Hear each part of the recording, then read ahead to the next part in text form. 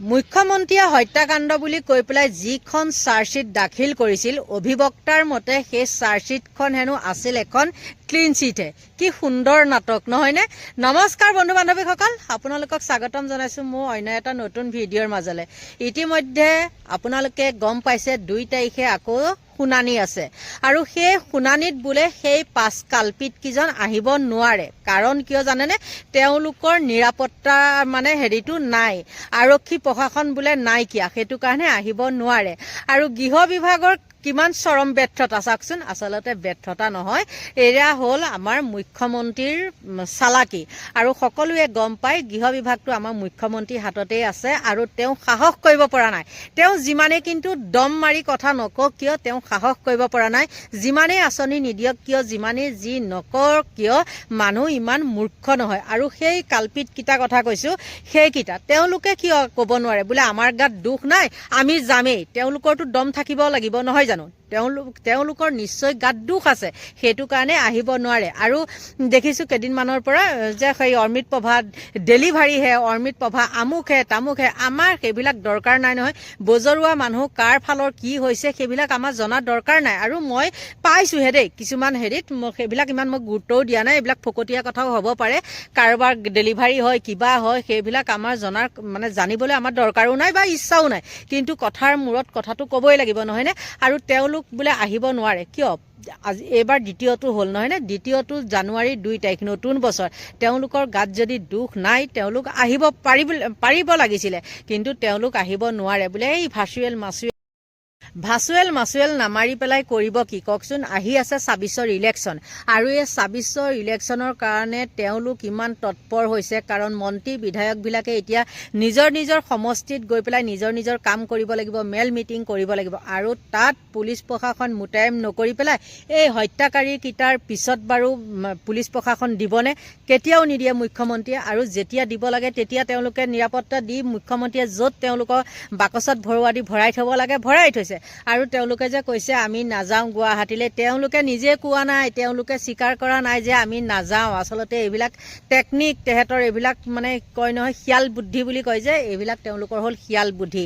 আৰু সময়ত আপোনালোকে গম পাব ইলেকশ্যনলৈকে হয়তো থাকিব, হয়তো কিছুমান নাথাকিবও পাৰে দেই।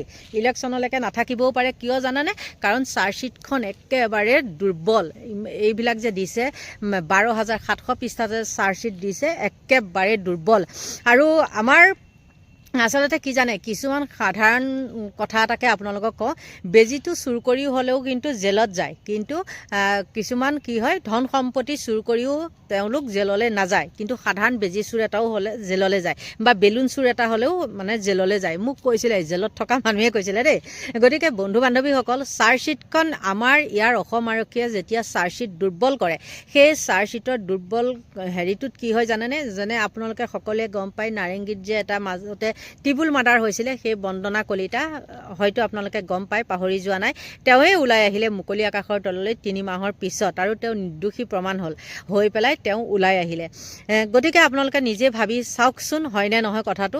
আমাৰ আচলতে আৰক্ষী প্ৰশাসনৰ একেবাৰে মানে নিজৰ কি বুলি ক'ম, নিজৰ দক্ষতা নাইকিয়া বুলি ক'ব লাগিব। কাৰণ লোকৰ তলত থকা মানে ক'বলৈ গ'লে যিটো নেকি আমাৰ গৃহ বিভাগৰ দায়িত্বত আছে, তেওঁ লোকৰ লগত মানে তলত থকা, মানে আমাৰ চিধা কথাত ক'বলৈ গ'লে, অকাই পকাই নকৈ পেলাই চিধা কথাত ক'বলৈ গ'লে আমাৰ মুখ্যমন্ত্ৰীৰ তলত থকা।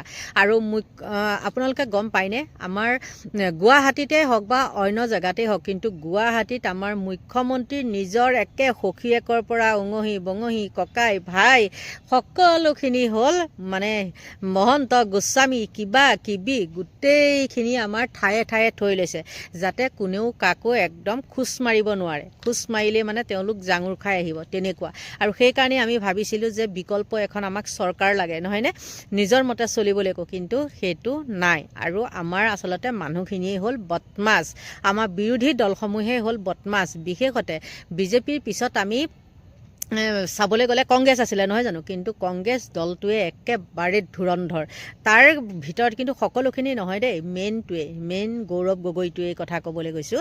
আপোনালোকে বেয়া নাপাব, একদম অপ্ৰিয় সত্য কথা কৈছোঁ। আপোনালোকে চাব, কংগ্ৰেছটো এবাৰ গৰুহাৰণ দিবয়ে, তেওঁলোক কেতিয়াও লগ নহয়। কিজানি লগ হ'লে তেওঁলোক কংগ্ৰেছ জিকিব, আৰু জিকিলে বিজেপিৰ পৰা তেওঁলোকে সুবিধাটো নাপাব, আৰু তেওঁলোকৰ উদ্দেশ্য বহুত বেলেগ। সেইটো কাৰণে এনেইহে তেওঁলোকে কৈ আছে, এই যে জুবিনৰ সমাধি ক্ষেত্ৰত আহে কিবা কিবি এইবিলাক যে মানে হেৰি কৰে, এই বাচ্ছা এটা লৈ পেলাইও দেখায় দেই। মই কথা এটা কৈছোঁ, গৌৰৱ গগৈ কিছুমান হেৰিত গ'লে একেবাৰে ফুৰাম বাচ্ছা এটা লৈও দেখায়। এইবিলাক কিন্তু এখন নাটকহে, আৰু সেই নাটকত সকলো মানুহ ভুল নাযায়। আপোনালোকে ভুল নুবুজিব যে বোলে সেই মানুহজনী বিজেপি নেকি। নহয়, মই বিজেপি নহয়, মই কোনো দল সংগঠনৰ হেৰি নহয়। অলপ মই ছাপোৰ্ট কৰোঁ, আমাৰ ৰাইজৰ দলক ছাপোৰ্ট কৰোঁ, যিহেতু তাত মই অকল লাগি ভাগি আছিলোঁ।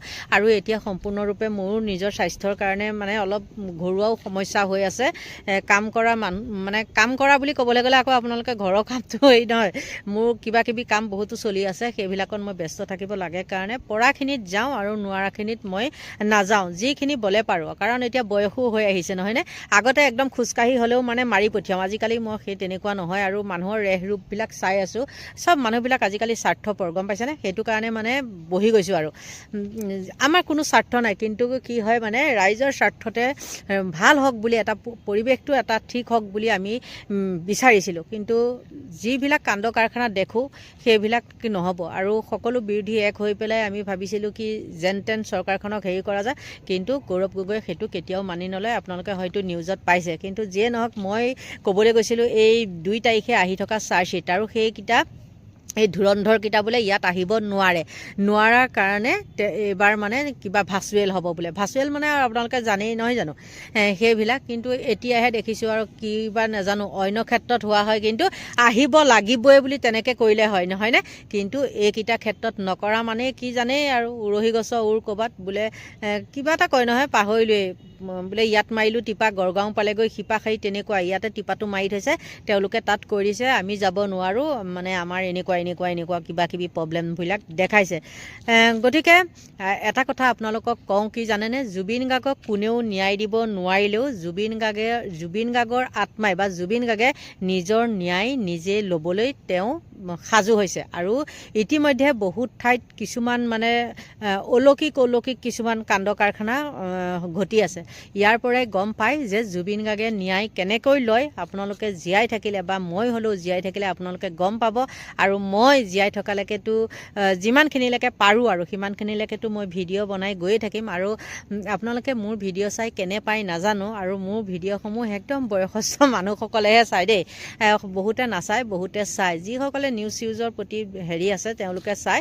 আৰু মইতো জানেই আপোনালোকে, মই এইবিলাক মানে কিবা কিবি ঘৰুৱাহি তেনেকুৱা ভিডিঅ' নিদিওঁৱেই। মই যি নেকি সমাজত যিটো চলি আছে, যেনেকুৱা কাণ্ড কাৰখানাবিলাক চলি আছে, তাৰ ওপৰতহে ভিডিঅ' বনাওঁ। গতিকে আপোনালোকে বাৰু মোৰ ভিডিঅ' চাই কেনেকুৱা পায় কমেণ্ট কৰিবচোন দেই। আৰু কমেণ্ট কৰিবচোন দেই বুলি মই নক'লেও হয়, আপোনালোকে ইমান সুন্দৰ কমেণ্ট কৰে, সেইটো কাৰণে মোৰ বহুত ভাল লাগে। এনেকুৱা হয় কেতিয়াবা ভিউজতকৈও আকৌ কমেণ্ট বেছি হয় জানেনে। গতিকে ভাল লাগে। আপোনালোকক ভগৱানে ভালে কুশলে ৰাখক, তাকেই কামনা কৰিছোঁ। আৰু কিমান কি ক'ব, আমি একে সঁচা কথা ক'বলৈ গ'লে যেতিয়াৰ পৰা জুবিন গাৰ্গ ঢুকাইছে তেতিয়াৰ পৰাই মই এটা ভিডিঅ' বনোৱা নাই। মানে ভিডিঅ' মানে কি জানেনে নাই, এইবিলাক ৰিলচ বনোৱা নাই। আগতে একে ৰিলচ বনাই কৰি মানে ফেচবুকত দিওঁ, ইউটিউবত ইমান নিদিওঁ। যেতিয়া মই ফেচবুকত আগতে দি থাকোঁ, মোক মানুহবিলাকে গালি দিয়ে, তই কি মানে এয়া কৰি থাক বুলি মোক গালি চালি দিয়ে। কিন্তু এতিয়া মানুহবিলাকেও ক'বলৈ বাধ্য হৈছে যে ক'ত গুচি গ'ল মানুহজনী। নাই, একদম মন চন ভাল নালাগে। বহুত দিনটো 1 মাহ 1.5 মাহলৈকে মুখৰ মাতেই নাছিলে, বা হাঁহি চাহি বুলিবলৈ নাই। এতিয়া লাহে লাহে হৈছে। কিন্তু এইকেইটা দিনত, একে শেষৰ এই দিনকেইটাত মানে কি হৈছে জানেনে, কেওফালে যেতিয়া জুবিনৰ গান বা আমাৰ ৰাজীৱ সদিয়াৰ গানবিলাক লাগি থাকে, তেতিয়া একদম মনটো বহুত মানে মোৰ দুখ লাগে। খঙত কথা ক'ব পাৰোঁ, কিন্তু খঙত কথা ক'লে বুলিয়ে যে মোৰ মনটো একেবাৰে টান, মানে হেৰি বুলি কয় কঠুৱা, তেনেকুৱা একদম নহয়, একেবাৰে কোমল।